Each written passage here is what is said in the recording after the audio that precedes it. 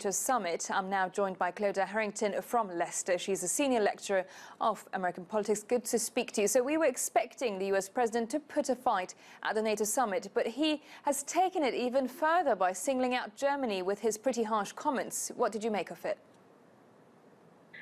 Yes, well, I thought as I listened, well, he does pride himself on being the disruptor in chief, and he is in that mode today, with bells and whistles on. So I guess the skill maybe for his counterparts is to figure out how much of this is hot air, for the folks back home via the media, and how much of it is really genuine animosity towards an international organization that he has repeatedly referred to as irrelevant.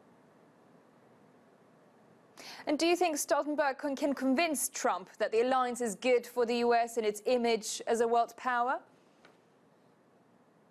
I hope so. I mean, NATO has been a pretty crucial entity for Western security for quite a number of decades now. And really, I mean, I think it's fair to say that Donald Trump does have some valid grievances on behalf of America in terms of the proportion of input and payments in that. But certainly, his methods of making complaint are, I would think, questionable, to put it mildly. So certainly, there is some perhaps making up to do. And also, I think it's interesting that, as your commentator noted earlier, Trump is having some one-to-one meetings with individual leaders, and the press aren't allowed into those. And I think that's very interesting, because I'm sure those particular encounters would be far more cordial when he doesn't feel that he has the media watching him and his own supporters, dissecting everything that he's saying. But he seems to have a better relationship with Russia and Putin than the alliance.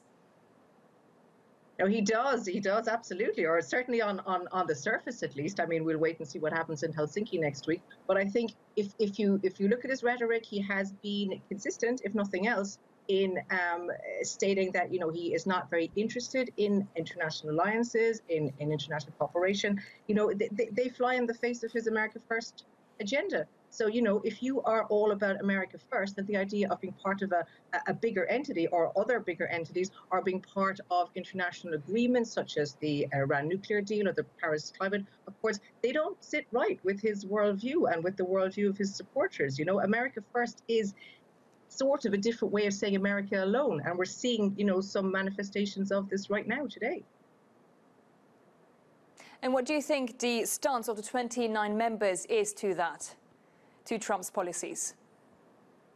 I think probably there is some kind of pragmatism and a realization. I mean, if you note the language from Stoltenberg earlier, and also Angela Merkel, they're measured, they're calm, they're not responding in kind, basically. And one does get the impression that somebody like Angela Merkel is truly unflappable. So, if they keep their message consistent, that, the policy of collective defense has been there for many decades.